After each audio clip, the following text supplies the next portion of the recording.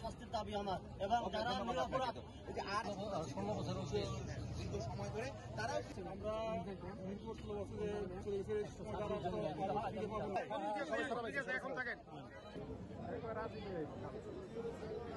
আমরা পদে জেলখানায় বন্দি অবস্থায় আছি।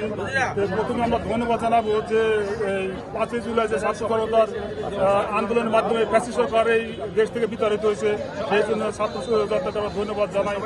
ধন্যবাদ শহীদ আবু সাইদকেও ধন্যবাদ জানাই।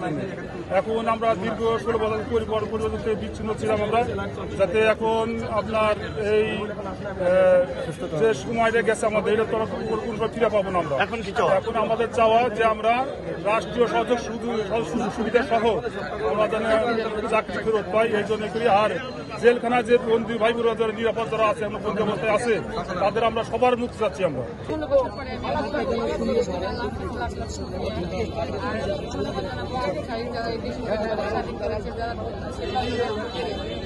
দেশটাকে স্বাধীন করেছে, তাদের আমার সালাম।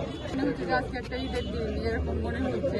আর সরকারের কাছে আমার হাজবেন্ড যারা মানে আরো ভাইরা যে বের হয়েছে তাদের যেন চাকরি ফিরিয়ে দেওয়া হয়, তারা যেভাবে চলবে সুযোগ তাদের সব সুযোগ সুবিধা দেওয়া হয়।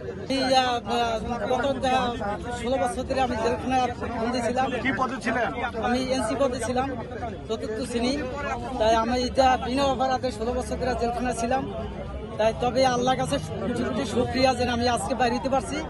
তাই তবে আমি সরকারের কাছে আবেদন এইটাই যে এখনো যারা বন্দী আছে ভিতরে তাদেরকে তাড়াতাড়ি মুক্তি দেওয়া হোক, এবং যে মূল যে ঘটনা যে ঘটাইছে তাকে কঠিন শাস্তি পাবে দেওয়া হোক।